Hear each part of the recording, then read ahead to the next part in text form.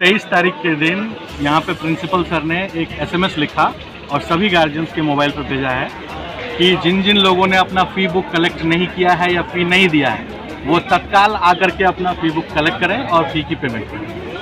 तो कल 25 तारीख का डेट उन्होंने दिया था। तो कल यहाँ मेन गेट आप देख रहे हैं यहाँ पे है, यहाँ से लेकर 1 नंबर गेट जहाँ वो फाटक है इतना लंबा लाइन लगा हुआ था और कितने गार्जियन ऐसे थे जो 2-2 घंटे लाइन में खड़े रहे तब जाकर के फ़ी बुक उन्होंने कलेक्ट किया।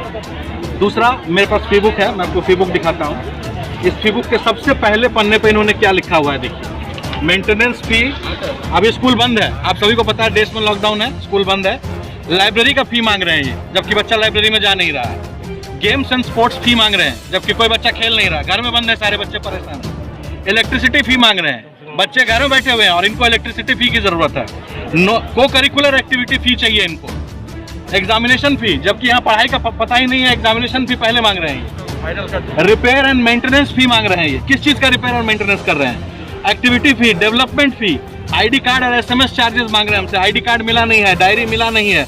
स्कूल ऐप की जिसकी ये बात करते हैं, ये जूम ऐप से पढ़ाते हैं जो कि पूरे वर्ल्ड वाइड फ्री है। ये डोजो ऐप से पढ़ाते हैं जो वर्ल्ड वाइड फ्री है।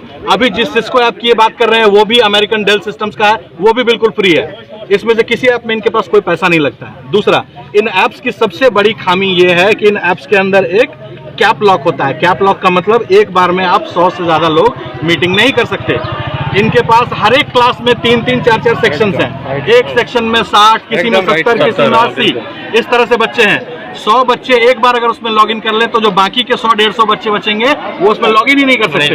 इसका मतलब आपको सुबह 6 बजे से जैसे हम राशन की लाइन में लगते हैं वैसे सुबह से गार्जियन को तैयार होना पड़ेगा कि हम बच्चे को लॉगिन करके बैठे ताकि उसका नंबर आ जाए और उसको पढ़ाई मिले। वो भी कैसी पढ़ाई, जिसमें ना टीचर की शक्ल नजर आती है, ना उसकी आवाज सुनाई देती है, वो बोर्ड पर क्या लिख रहा है वो उसको सुनाई नहीं देता है। और गलती से अगर बच्चा पूछ ले कि सर आपने क्या लिखा है मुझे नहीं, तो टीचर जो है वो चिढ़ करके क्या करता है, उसको डिस्कनेक्ट कर देता है। और ये रिटर्न में दिया है उन्होंने अपनी वेबसाइट में रिटर्न में लिखा है कि अगर कोई बच्चा बोलेगा तो हम उसको डिस्कनेक्ट कर देंगे और उसको दोबारा कनेक्ट नहीं करेंगे। ये उनकी वेबसाइट पर मेंशन है, अभी भी कोई चाहे तो वेबसाइट खोले और खोल के देख सकता है। पढ़ाई लिखाई हो नहीं रही है। शुरू में इन्होंने 3, 4, 5 चैप्टर्स के एक साथ क्वेश्चन आंसर्स लिख करके दे दिए, बच्चे सिर्फ क्वेश्चन आंसर उतार रहे हैं।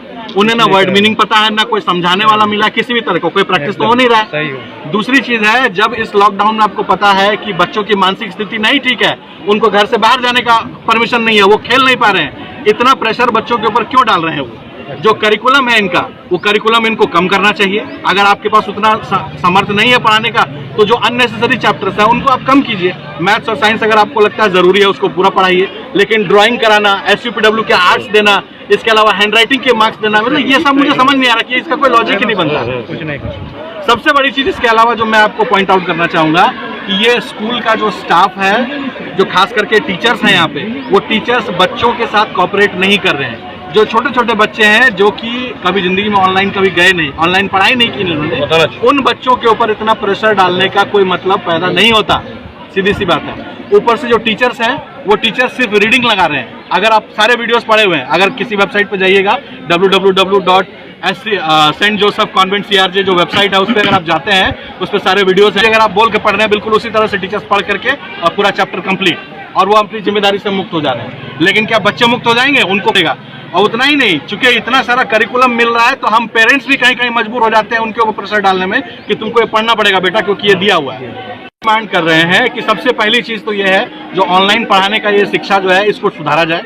जो सेक्शन वाइज पहले क्लास में पढ़ाई होती थी, सेक्शन वाइज पढ़ाएं, और एक बार में 20 या 25 से ज्यादा बच्चों को किसी क्लासरूम में एंटरटेन मत कीजिए, क्योंकि हर बच्चे को कुछ अगर समझ में नहीं आ रहा है तो पूछने के लिए उसको मौका मिलना चाहिए। रोल नंबर वाइज टाइमिंग दे दीजिए। बिल्कुल, आप अलग अलग रोस्टर बनाइए, अलग अलग क्लास टाइमिंग में पढ़ाइए। एक तो हो गई पढ़ाई से रिलेटेड बात। दूसरी चीज है, चूंकि इस वक्त पैंडेमिक है, पैंडेमिक में लोगों की आय का कोई स्रोत नहीं है।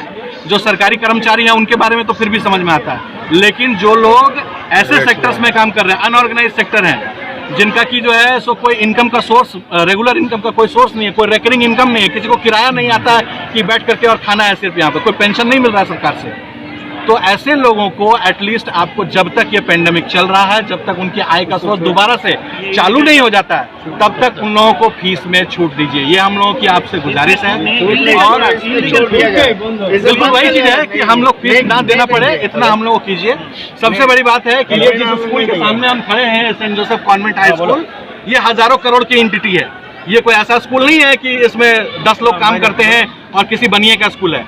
हजारों के सेंटर्स हैं ऑल ओवर इंडिया में, और इनके पास इतनी प्रॉपर्टी है कि 5 साल भी अगर पेंडेमिक रहे तो ये लोग बिठा के टीचर्स को खिला सकते हैं। और यहाँ पे ये CBSE स्टाइल में बीएड टीचर्स को नहीं लेते हैं। यहाँ पे किसी टीचर की तनख्वाह 5,000 है तो किसी की 6,000 है। ऐसे टीचर्स की ऐसे बिल्कुल सही बोला, किसी की 2,000 भी है। तो ऐसे टीचर से आप पढ़ा रहे हैं, और अगर उसका क्यूमुलेटिव अगर आपके पास कोई एक्सपेंस आ भी रहा है तो उस एक्सपेंस को वहन करने के लिए सेंट जोसेफ ऑर्गेनाइजेशन जो है वो पूरी तरह से सक्षम है। ये बात आपको समझनी पड़ेगी। दूसरी बात, चूंकि ये स्कूल CLW के प्रीमाइसेस में आता है, रेलवे इसकी गार्जियन है। ये बिल्डिंग जो आप देख रहे हैं, इतनी बड़ी बिल्डिंग जिसकी बिल्डिंग फीस ये मांगते हैं, इस बिल्डिंग का भी लीज जो है इनको 0 लगता है, क्योंकि यहाँ पे CLW इनको देती है सारी चीजें। तो अगर आपको CLW से इतनी सारी चीजें मिल रही हैं तो कृपया हमारी तरफ से रिक्वेस्ट है कि अगर आपको आर्थिक मदद की इतनी जरूरत है तो आप CLW के PRO से बात कीजिए, रेलवे से बात कीजिए। रेलवे इतना बहुत अच्छा काम कर रही है ऑल ओवर इंडिया में, सब लोगों को जब इतना सारा रिबेट दे रही है, सब कुछ दे रही है, तो आपके लोगों की तनख्वाह भी दे सकती है बड़े आराम से, आप उनसे कीजिए। लेकिन जो गार्जियन अपने बच्चों का भविष्य बनाने के लिए मेहनत करते हैं, अगर उन गार्जियंस को अच्छी तरह से पढ़ाई नहीं मिल पाएगा बच्चों को इस पेंडेमिक में, एक तो पेंडेमिक की मार है, ऊपर से बच्चों की पढ़ाई भी नुकसान हो रही है, ऐसे गार्जियंस को आप परेशान ना करें। यही हमारी बस मांग है।